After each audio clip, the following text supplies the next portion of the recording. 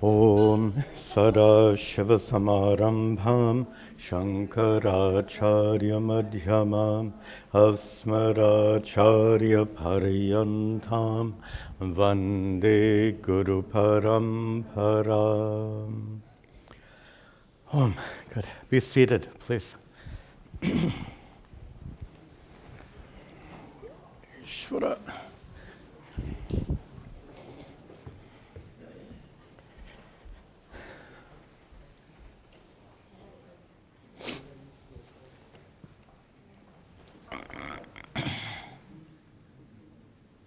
Okay, good.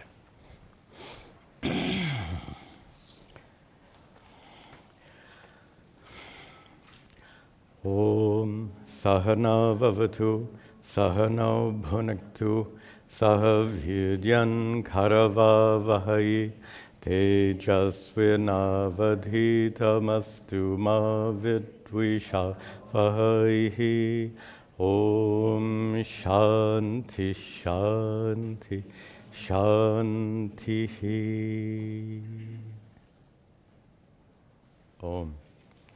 Good. Push the right button here. Yes, welcome to you all to our ongoing study of Bhagavad Gita.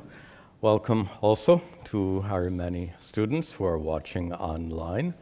We continue today with chapter 15, Purushottama Yoga, the highest being. We'll begin with recitation starting with verse 12. And as always, as I'm chanting, read the translation and then repeat after me.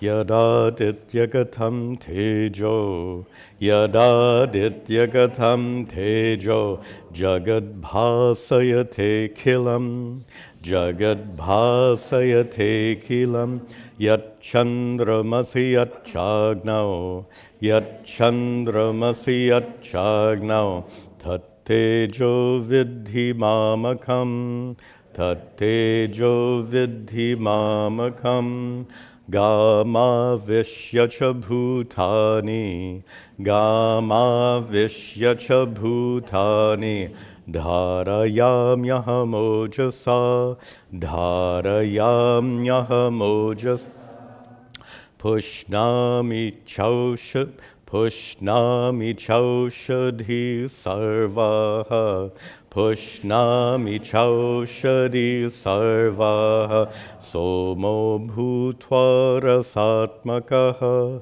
Somo bhutva rasatmakaha, Aham vaishvanaro bhutva, Aham vaishvanaro bhutva, Praninam dehamashkritaha, Praninam dehamashkritaha, Pranaphanasamayuktaha, Pranaphanasamayuktaha, Pachamyannam chaturvidam, Pachamyannam chaturvidam, Sarvasya chaham hridi sannivishto, Sarvasya chaham hridi sannivishto, Mattasmriti jnanam apohanancha, Mattasmriti jnanam apohanancha,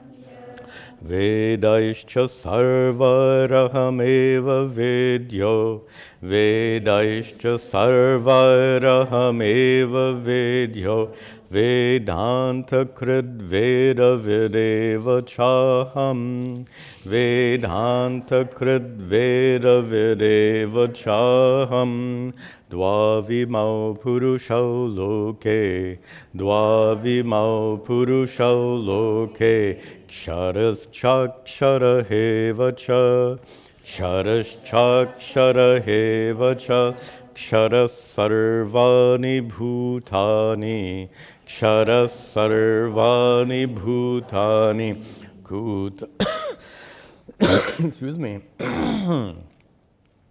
Kutastokshara huchyate, Bhutastokshara uchate uttamah purushastvanyaha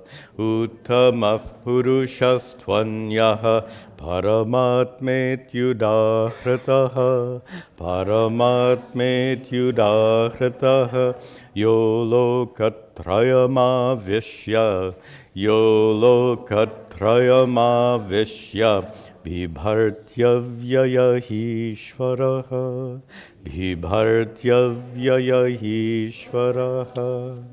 Very good.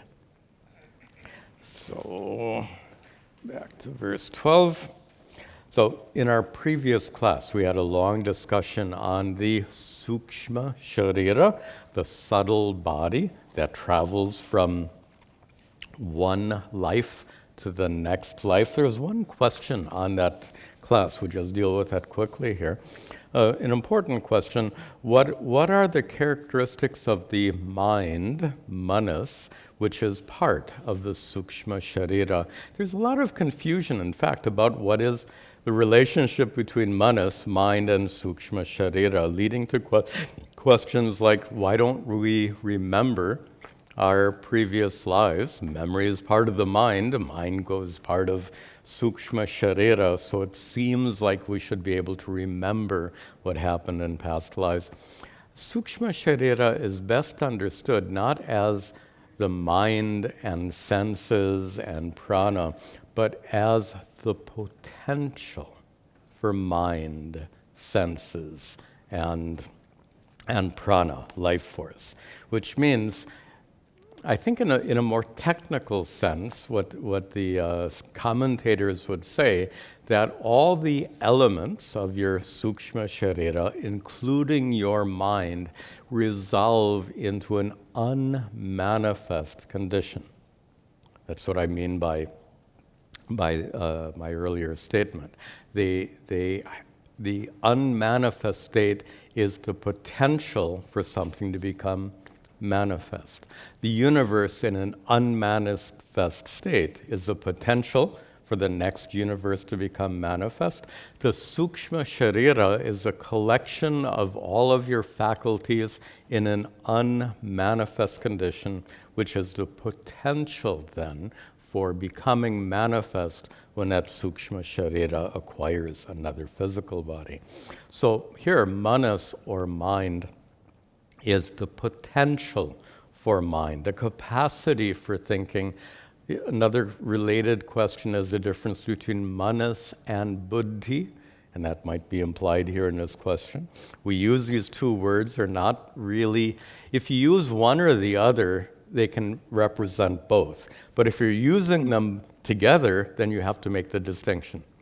If I'm just talking about manas, it might mean buddhi also. If I'm just talking about buddhi, it might include manas. But if we're talking about manas and buddhi, we better be clear about what the distinction is. Simply put, buddhi are all intentional mental activities. Manas are all non-deliberate mental activities. Anything that you choose and control in your mind is part of buddhi. Anything that you don't choose or control is part of manas. Can you choose not to hear my words? You have no control over that, right? So that part of perception belongs to manas. And here's a tricky question. Can you choose your emotions, or do they happen to you? Careful. You can choose how you respond to your emotions. But if you could choose, this is I've given this joke many times. If you can choose your emotions, try this experiment. For the next 5 seconds, be really angry. Go. So, if you could choose your emotions, presumably you'd be able to do that. You can't. Anyway, my point is, emotions aren't chosen. Emotions then are part of the manas. How you respond to a situation, how you respond to your emotions is deliberate. That belongs to buddhi. So all these are capacities of the sukshma sharira, which remain in an unresolved condition after one's death until that sukshma sharira acquires another physical body. Which means we can answer a question here, by the way. What is the experience in between one's prior death and before one's next rebirth? What do you experience in that condition, in that state? When the mind and buddhi, when the manas and buddhi and the whole sukshma sharira is in this potential state, this unresolved, in Sanskrit we call it avyakta avastha. In avastha, a condition which is avyakta, not manifest. Well, we know this from our common experience because every night in dreamless sleep, your mind is avyakta. So what does it feel like to be dead? Exactly the same as deep sleep, which means that's not so bad. We all love to sleep. Okay, enough of that question. Now let's pick up the thread. I mentioned at the end of the meditation session that Sri Krishna picks up a completely new train of thought here. And this is a prerogative of any teacher, is to move from one subject matter to another. So in a prior subject matter, he talked about sukshma sharira, traveling from one body to the next. Now he moves on to the next subject matter, in which he describes the manner in which Ishvara, God, is manifest in the world. And this is one of the unique and profound aspects of the way the ancient rishis understood Ishvara. So radically different from the Western perspective. Western religions envision Ishvara, the God of the cosmos, as being remote, as being separate. And the rishis intuited that Ishvara is not separate or remote. Ishvara is here now, in two ways, and we need to understand this, and then we'll see these verses. There are two ways in which Ishvara is here now. One, Ishvara is present as the fundamental stuff out of which the universe is woven. Just like a pot is made of clay, we can say that the universe is Ishvara Maya, made of Ishvara. What a thought. And there's a lot of technical teachings to back that up. It's not a matter of belief. And we'll come back to this point at the end of our class. This is not a matter of belief. There's so much teachings to back that up, to support that. So just as this pot is made of clay, we can say that the Ishvara is made, that the universe is made of Ishvara, so to speak. So that's one of two ways in which Ishvara is manifest here now. The second way is that this universe is highly orderly, highly intelligent.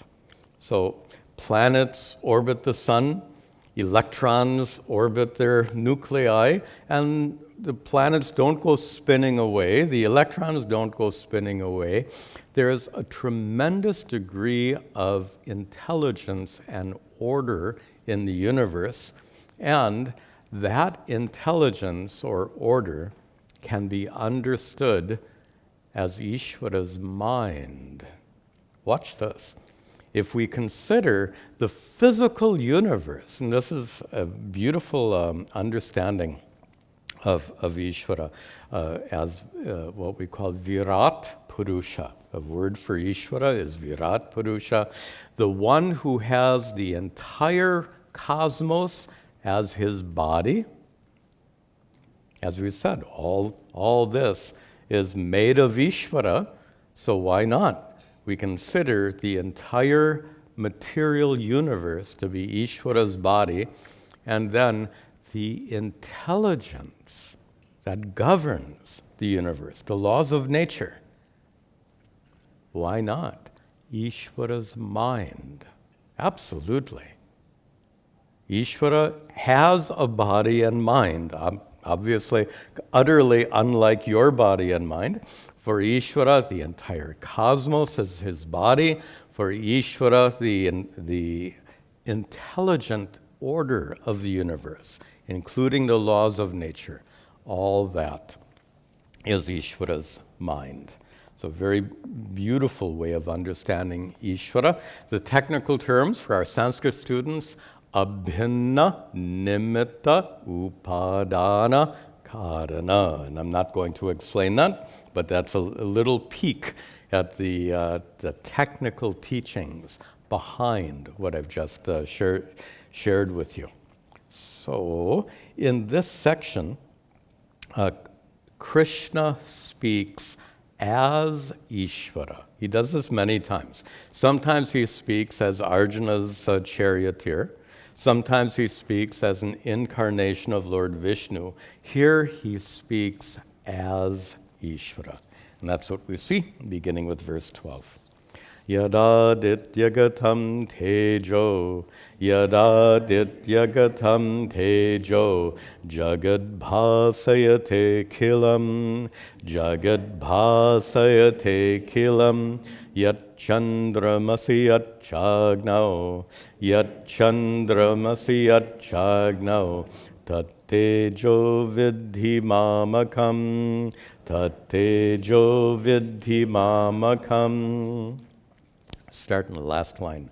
Tat tejas, that light. Vidhi, O Arjuna, you should understand that light. That light is mamakam, mama, mine. Understand that light to be mine. What light? Go back to the beginning now. The light which is yat, that which is adityagatam tejaha. The tejas, the light which is aditya, you know, as sun, adityagatam. The light that is present in the sun, the light of the sun. This is, by the way, beautiful poetry. In addition to being profound teachings, they're brought out in this lovely poetic manner here. So Sri Krishna says, Yat adityagatam tejaha, that light abiding in the sun, the light which bhasayate, illumines, akhilam jagat, the entire world, the light of the sun that illumines the entire world. O Arjuna, vidhi, understand, tat tejas, that light is mamakam, mine. Not only the light of the sun, yatcha in the third line, and also that light which is chandramasi, in chandramas, in the moon.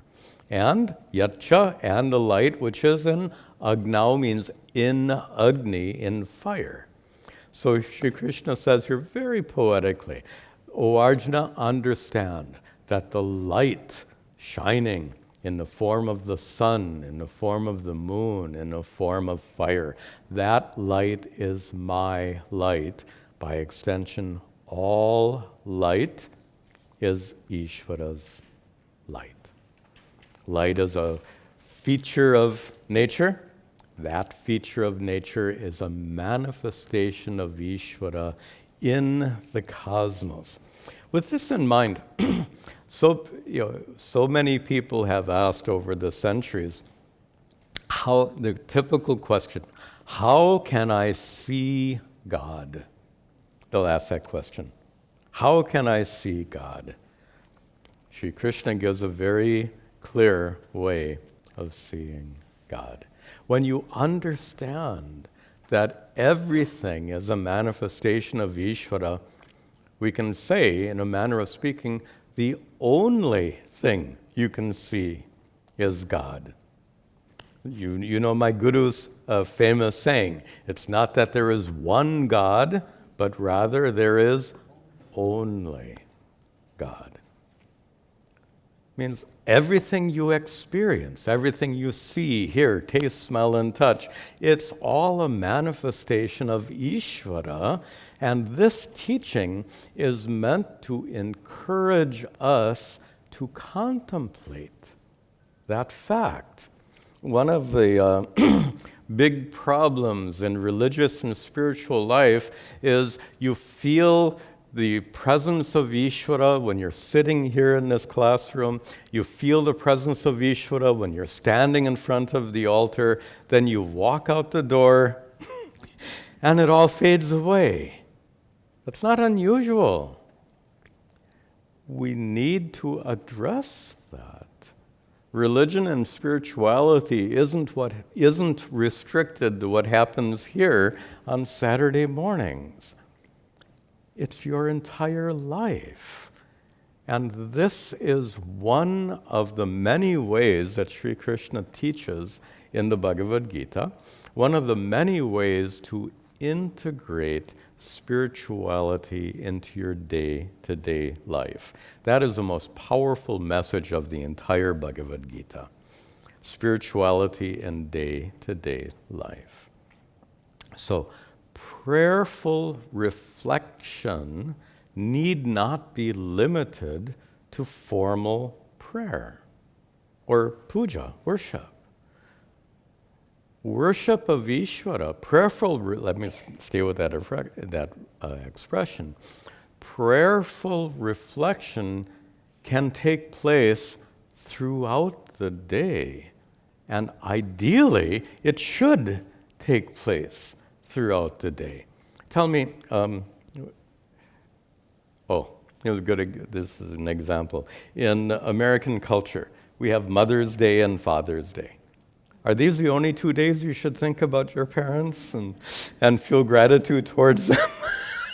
Just 2 days? Thank goodness, only 2 days a year I have to worry about them. That's silly, of course.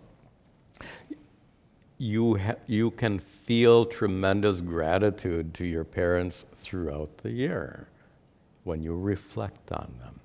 So here, Sri Krishna gives you a way of reflecting on Ishvara's blessings in the world in such a way where you can reflect on that every day, and not just every day, throughout the day. So whenever the sun is shining this morning. Doesn't always shine this time of year. So the sun is shining. It's a gift of Ishvara. The moon shines at night. Fires, the lamps on our altar are burning. All of this is Ishvara's blessing. And this is a perspective. But it's a perspective. When I say perspective, a worldview, a way of understanding, a way of looking at the world, but a way of looking at the world that's not based on blind faith, as is often the case.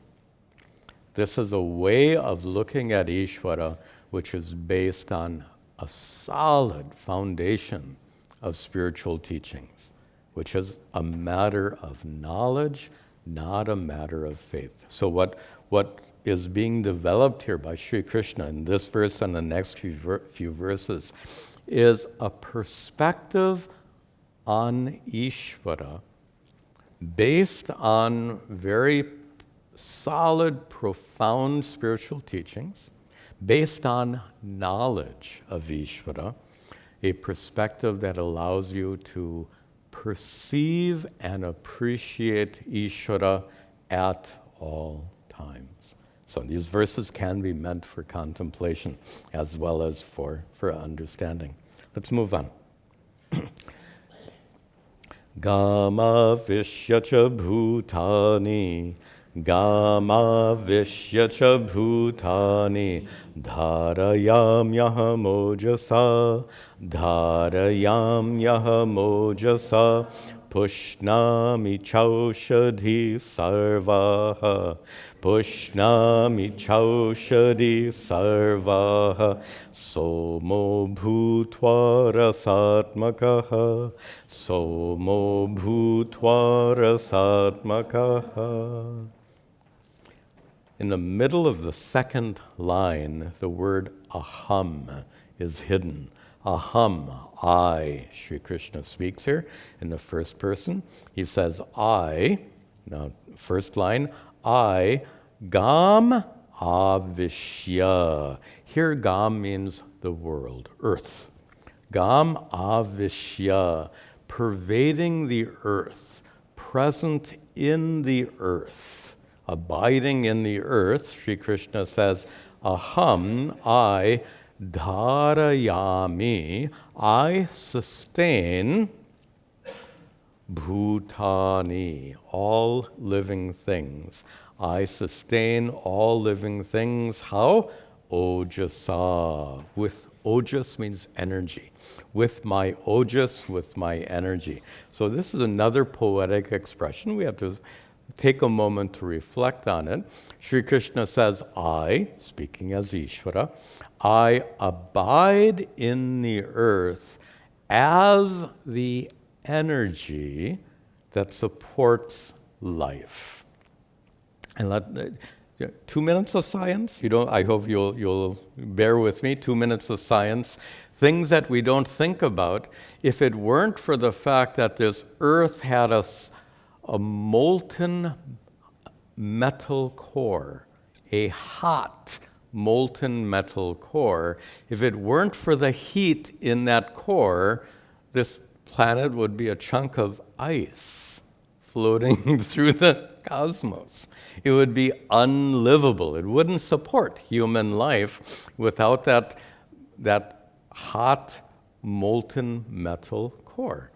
So in this way, the heat of the earth makes this planet livable. There's another way. This is a little bit of science which you'll be very surprised at. There's another reason this planet would not be livable. In fact, Mars is a good example. No one can live on Mars. Mars does not have that molten core of metal in its. And there's a second consequence. Not only does Mars lose out on the heat of that molten core, but a little bit of science you may not know about, that molten core is rotating. There are electrical currents in that molten core, and the rotating electrical currents creates a magnetic field.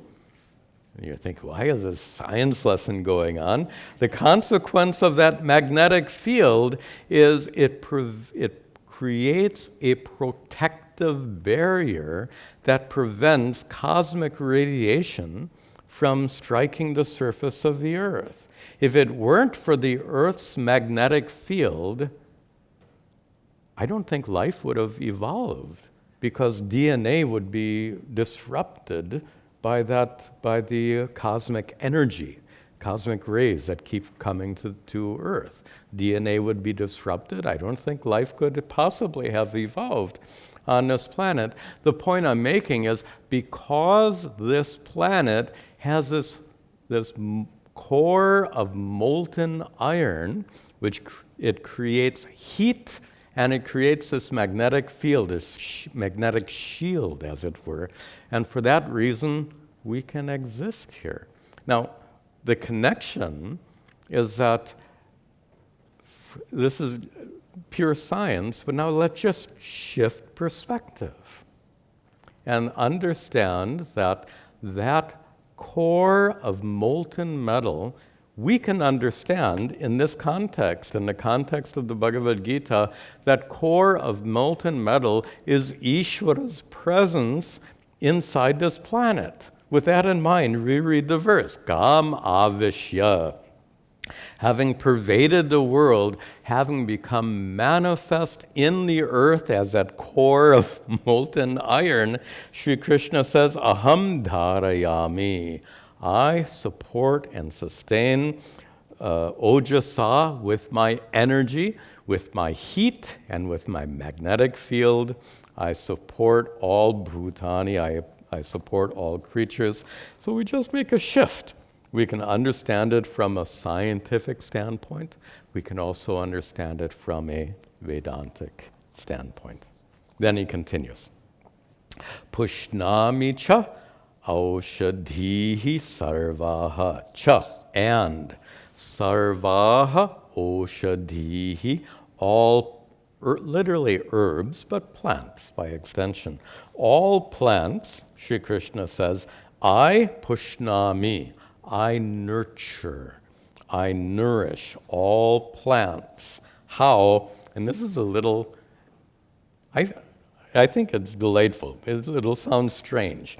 Somaha bhutva, having become, soma here means moon. Having become the moon, which is rasatmakaha, which is full of rasa, full of water. Having become the watery moon. What in the world? That sounds kind of strange to modern minds. Here's what it was. Ancient, we have to understand the ancient worldview. Did they understand photosynthesis several thousands of years ago? No. But they did understand that if plants don't have light, they die. They didn't know photosynthesis, but they knew light makes plants grow. But now here's the issue. If you live in India, the light of the sun, especially in April and May, that light of the sun doesn't nourish plants, it destroys them, burns them up. So in ancient times, what they apparently thought is whereas the light of the sun can burn plants, it's the light of the moon that nourishes the plants. So they had the light part right. They didn't understand photosynthesis. So they thought, in the ancient worldview, that it was the cooling rays of the moon. That's why they call it watery, rasatmakaha. The cooling, watery rays of the moon nourish all the plants. Beautiful poetry, once again. That which makes our plants grow is Ishvara.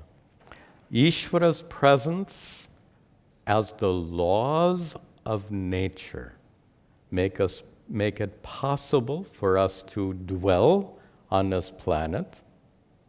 By the way, in all the research that's gone on, we don't know of any other habitable planet. There may be habitable planets, but certainly in our solar system, we know without question there is no other planet that can support human life.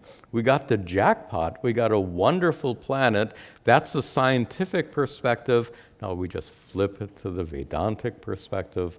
This is Ishvara's blessing. Ishvara is present in the world, giving us heat, shielding us from cosmic energy so that we can live. Ishvara is present in the world, making plants grow so that we can eat and survive. All food, even non-vegetarian food, comes from plants, does it not?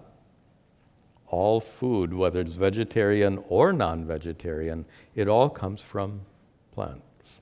So plants support us all. This is, again, meant for contemplation. So when you walk out the door today and you see the sun shining, Ishvara's blessings. When you see the trees living, Ishvara's blessings. When you have lunch, what are you eating? Plants. Ishvara's blessings. All this is meant for contemplation. Then, Aham Vaishvanaro Bhutva, Aham Vaishvanaro Bhutva, Praninam Dehamashritah, Praninam Dehamashritah, Prana Samayuktah, Prana Samayuktah, Pachamyannam Chaturvidham, Pachamyannam Chaturvidham. Sri Krishna continues, Aham, I, he speaks as Ishvara, I Vaishwanaraha Bhutva. Bhutva, having become Vaishwanara, has different meanings in different contexts. Here, it means the fire of digestion. The fire of digestion, which is, in the second line, Deham Ashritaha. The fire of digestion, which is Ashritaha, which abides in the Deham, in the body. Whose body? Praninam, of all living beings. Sri Krishna says in the first half, I am the power of digestion. I am the digestive fire who abides in the bodies of all living beings. And further, he says, I am prana, apana, samayuktaha. I come along with prana and apana. Now, these words have different meanings. They can mean in-breath and exhalation. They can also be 2 of the 6 kinds of prana, 5 kinds of prana, which make our bodies alive. Prana here means life force. So if we just take it in a general sense, it's not meant to be technical here. So he says that I am present as the fire of digestion along with prana and apana, along with the life force that makes your body alive. And as such, Sri Krishna says, pachami, I, in this context, digest. It can mean cook in other contexts. Here it means I digest annam. Whatever food you eat, Sri Krishna says, as the fire of digestion, united with your life energy, he says, I digest the annam, the food you eat, which is chaturvidham, the 4 kinds of food you eat. And of course, as Lisa, what does he mean, 4 kinds of food? You see the, what are they? Is it FDA has that food pyramid? You've got this milk group and the meat group, I think we'll leave aside. Vegetables and stuff. Anyway, they have these different categories of food, of which fats and sugars you're supposed to avoid. That's not, obviously, that's not what Sri Krishna is referring to here. The 4 kinds of food are bhakshya, that which you chew, like rice, bhojya, and I don't remember, I have to read. Bhojya, that which you drink, like soup. Lehya, that which you lick, maybe like a popsicle. And choshya, that which you suck. I've never done this, but I'm told some people eat a mango by squishing it and then sucking out the pulp. I've never tried that. Does that work?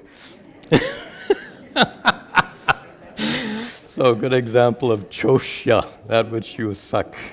So here Sri Krishna says, I am present in your body as the fire of digestion. Wow. So Sri Krishna is present as the light of the sun and moon, which makes the plants grow. Sri Krishna is present as the energy which makes the plants grow. In fact, Sri Krishna is present, Sri Krishna meaning Ishvara. Ishvara is present in the form of the very plants. And Ishvara is present within you as the fire of digestion. This sounds like a verse that we studied long ago in chapter 4, Brahmarpanam Brahmahavihi Brahmagnau Brahmanahutam. You can look it up, it's verse 24. And what it says, and it's commonly recited at mealtime, and what it says, and here Brahma will translate as Ishvara in this context. So Brahma Arpanam, the spoon is Brahman. Brahma Havihi. Havis is what's offered to Brahman. Food, the food on the spoon, the rice on the spoon. Brahma havihi. Brahmagnau, into the fire of digestion, which is Brahman, Ishvara. It is hutam, it is offered by whom? Brahmana, by Ishvara. What a verse! The spoon is Ishvara. The food on the spoon is Ishvara. That food is offered into the fire of digestion, which is Ishvara, and it's offered by whom? Ishvara. There's not one God, there is only God. We're right back to that perspective. So that verse is often recited at mealtime for a very good reason, the meaning. In fact, this whole chapter dealing with food, this whole chapter is recited at many, if not most, ashrams in India and elsewhere. It's recited before mealtime. I can't tell you how many times I've recited this chapter hundreds and hundreds and hundreds of times, because before every meal, when I was at Pujya Swamiji's ashram here in Pennsylvania, when I was living in his Rishikesh ashram, this is what we chant before every meal. So the whole chapter. And the reason we chant the whole chapter is really because of these 3 verses, verse 12, 13, and 14, which means if you want, you can recite just those 3 verses at your mealtime, or you can recite that verse from chapter 4, verse 24. And the purpose of all that, again, contemplation. Here is another opportunity to reflect on Ishvara's presence in your life. A comment here. The most general definition of prayer is to be related to Ishvara. There are many ways of being related to Ishvara. Obviously, thinking about Ishvara, speaking to Ishvara, reciting prayers. But here, at mealtime, to appreciate that the spoon is Ishvara, the food is Ishvara, the fire of digestion is Ishvara, it's all Ishvara. What a wonderful way to transform the ordinary act of eating into prayer. Prayerful appreciation of Ishvara's presence in your life. You get the point here, and that is, prayer and worship is not meant to be confined to an altar. And if it is confined to an altar, you're missing out on the wonderful opportunity to practice what's actually called, you'll be surprised at this definition, what we're talking about could certainly be called karma yoga. Why? Is eating karma or not? Is looking outside karma or not? Is walking around with your body karma or not? So while you are engaged in all these ordinary karmas, and there's our definition of karma yoga. Karma yoga, in the most general sense, is to transform ordinary activities into spiritual practice. Well, here Sri Krishna gives yet more advice on how to practice karma yoga, and that is while you're engaged in your ordinary activities, looking at the sun, looking at the plants, eating food, to appreciate Ishvara's presence in all of those situations. Again, more karma yoga. Okay, I think we'll see just one more verse today. And here we have the change of meter, which is very dramatic. And in the poetic flow, it really calls your attention, and it's done deliberately to call your attention to special verses, important verses. Let's see this. Sarvasya chaham hridi sannivishto. Sarvasya chaham hridi sannivishto. Mattasmriti jnanam apohanancha. Mattasmriti jnanam apohanancha. Vedaishcha sarvarahameva vedyo. Vedaishcha sarvarahameva vedyo. Vedanta krid veda videva chaham. Vedanta krid veda videva chaham. So again he says, you see the word aham? Cha aham. Aham, I, cha, and I am sannivishtaha. I am abiding. I am present in hridi, the heart.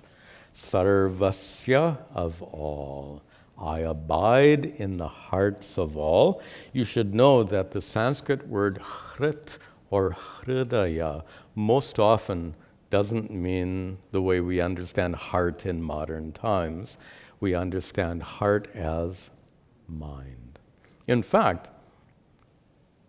in the question, I said manas, mind, I said was the seat of emotions, right? Manas, mind, is that which the mental activities you don't control, including emotions. So your mind, indeed, is the seat of emotions. And you all know we don't think with the physical organ heart.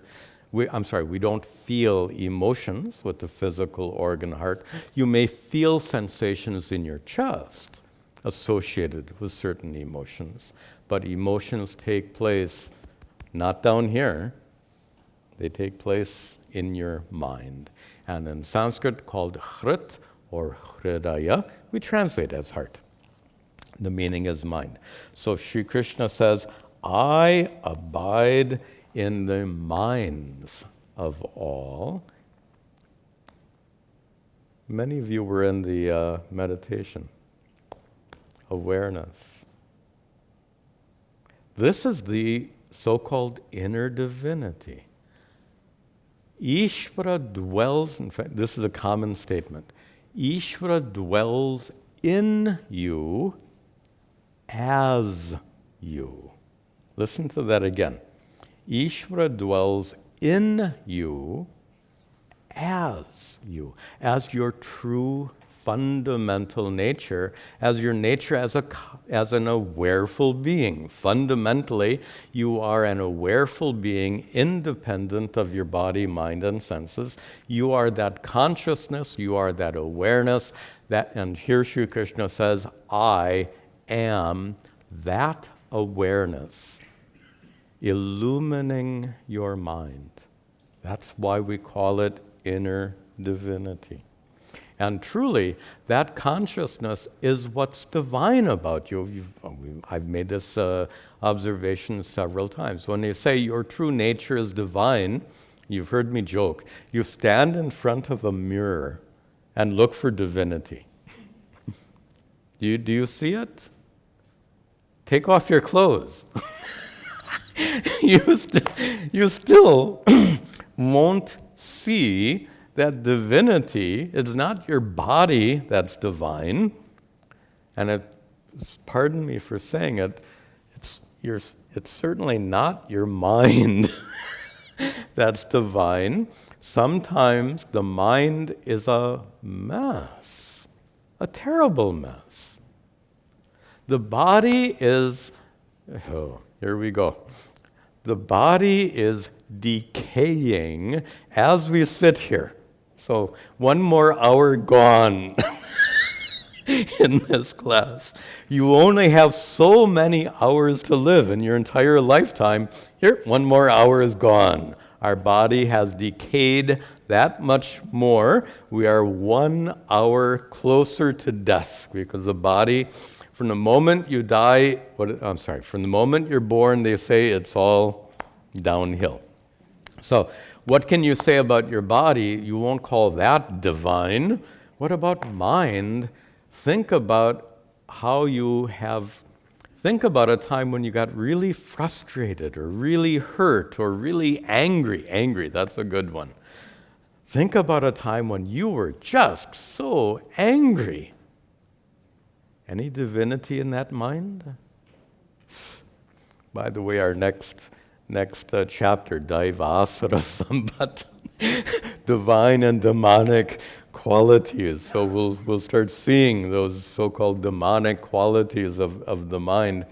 The point I'm making is that your body is not fundamentally divine. It's a manifestation of divinity, absolutely, but its fundamental nature is not divine. So too for your mind. Your mind is a gift of Ishvara. It's a blessing, but it is not in its nature divine. The body is subject to decay. Your mind is subject to anger. Where is that inner divinity? Awareness, consciousness. That is the inner divinity. Consciousness, unborn, uncreated, existed before your birth, continues to exist after your body falls. Also boundaryless, limitless. We've had this discussion before. Consciousness isn't stuck inside your head, isn't stuck inside your body. Consciousness pervades the universe and is manifest in your body and mind. Consciousness is reflected by your mind. All pervasive consciousness reflected by your mind. And that all pervasive consciousness is utterly unaffected by the problems of your body and mind. Just as the sun isn't affected by what it shines on, when that anger is present in your mind, consciousness isn't angry. Consciousness is unaffected by that anger. That's why we call it the inner divinity. So Sri Krishna says, he abides in the hridi, in the hearts of everyone. By the way, not just as consciousness. What about our wonderful capacity to think and reason? Laws of nature. Sri Krishna pervades, as we said, Ishvara pervades the universe in two senses. One as the underlying stuff out of which the universe is made, and secondly, the intelligence of the universe. And you know this already. There is nothing in the universe more complex, more intelligently organized, nothing that exceeds the brain. This is known. There is nothing more complex and more intelligently put together than a human brain. And your mind emerges in that brain. That incredible intelligence is Ishvara's presence. Ishvara is present within you as the intelligent order that allows your brain and mind to function in such a remarkable way. And truly a remarkable way, right? No other animal has the mental faculties of a human being. The nature of the minds we're blessed with is just, I'm sorry, I'm kind of not exaggerating, but I just feel it so strongly. The mental faculties we are blessed with are just absolutely remarkable, off the chart. I am just constantly amazed by what our minds and brains are capable of. And with that in mind, the next line will make sense. Sri Krishna says, Mattaha, from me come all your mental faculties, including smriti, memory, jnana, knowledge, jnanam, knowledge, and apohanam, forgetfulness. Now you might, forgetfulness? that might stand out as being a little odd. So Sri Krishna says that I, present in your mind, I bless you with smriti, memory, that's good. Jnanam, knowledge, very good. And forgetfulness? Forgetfulness can be a blessing. How many soldiers have returned from the battlefield with PTSD? Right? Literally millions of soldiers. Going back to World War I, they called it shell shock. In World War II, they called it battle fatigue. Now they call it PTSD. Millions of soldiers have suffered because it won't go away. It keeps coming back. Think of how horrible that would be to have undergone such traumatic experiences on the battlefield that those memories won't leave you alone. So with this example, it's very clear that apohanam, the ability to let go. And a final example, think of people who have hurt you. Let go. So that soldier is suffering because of the trauma they remember. In the same way, if you fail to forgive someone for hurting you, you suffer because you haven't yet let go. Okay, we'll finish this. So Sri Krishna concludes here, Vedaihi cha sarvaihi, by sarva, through all the Vedas, aham eva, I indeed am Vedyaha. I am the one to be known through all the Vedas. And I'm going to come back to this, so let me just give the rest. If I don't, I'll forget the last line of the verse. Sri Krishna concludes, Vedanta Krit. I am the author of these teachings of Vedanta. Who inspired the ancient rishis with all this wisdom? Ishvara. Ishvara inspired the ancient rishis, so he is Vedanta Krit. He is Vedavit, the knower of all that Vedic wisdom, the Vedic wisdom which was transferred to given to the ancient rishis. He says, Cha aham, I am all that wisdom. Now, just to focus a little bit on that third line, I am Vedyaha, literally, to be known. Sarvaihi Vedaihi, through all the Vedas. And the significance is sometimes what is not said. He didn't say, I am to be believed through all the Vedas. And coming back to my earlier comment, this is one of the places where this Vedantic tradition, I should call it, is so vastly different from most other traditions, including many other Hindu traditions, where Ishvara is held to be a matter of blind faith, andavishwasa. You have these stories that describe Ishvara on top of Mount Kailasa, on the bottom of the Milky Ocean, and these stories from the Puranic scriptures become the basis for a belief system which is embraced by many, but that's not what Sri Krishna is referring to here, is it? He says, I am Vedyaha. I am to be known, not believed. I am to be known through all these scriptures and these teachings of Vedanta. Our whole discussion today is based on knowledge of Ishvara.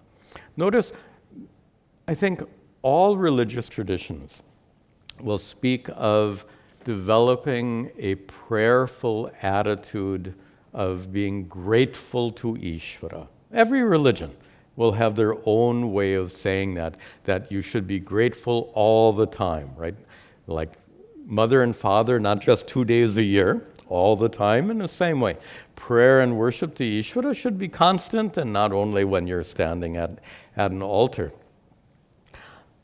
many, if not all religions say that in one way or the other, but almost always based on blind faith. So God, our Father in heaven, is up there looking down. By the way, I was taught this as a child, that our Heavenly Father looks down upon us and gives His blessings to us all. Beautiful, but it depends entirely on faith. Lord Shiva, dwelling on top of Mount Kailash, has so much power, Shakti, that he will bless you. Lord Vishnu has so much compassion that he will bless you. Nothing wrong with all these poetic expressions, but they're all based on faith, which is wonderful if you're a person inclined to believe. And if you are such a person, consider yourself lucky, because belief makes life easy in many ways. But there are a great many people, like me, and I suspect like many of you, for whom belief is not enough. And what we have here in the teachings of Vedanta and the teachings of Sri Krishna and the Bhagavad Gita, what we have is something remarkable. It's not based on belief, not based on blind faith. It's based on knowledge. It's based on understanding.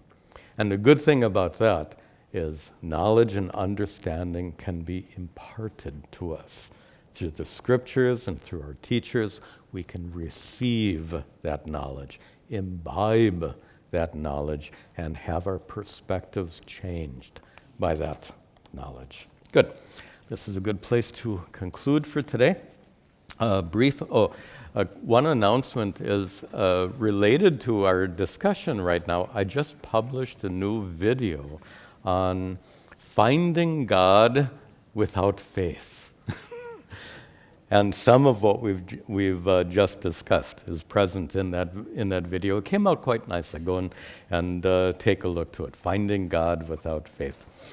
Tomorrow, Sunday, we have our Vedanta class at 10 o'clock. We're starting a new chapter, a beautiful chapter on Vedantic contemplation, Nididhyasana. So that class starts at 10 o'clock, and it's followed by satsang at 11. So you can also join us at 11 for satsang. And we'll conclude now with our brief prayers at the altar.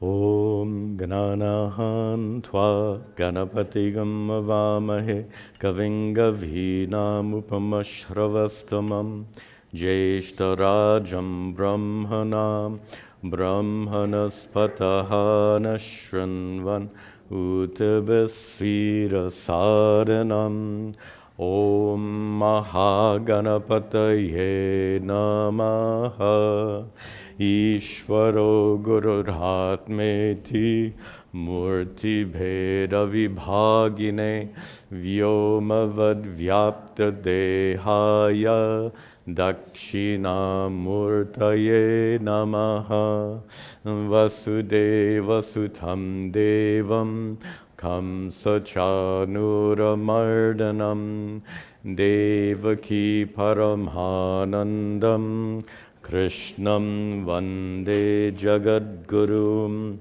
Om Sarve Bhavantu Sukhinaha Sarve Santu Niramayaha Sarve Bhadrani Pashyantu Ma Kaschad Dukkha Bhag Bhavet Asato Ma Sadgamaya Tamaso ma jyotirgamaya mrityormam amritangamaya.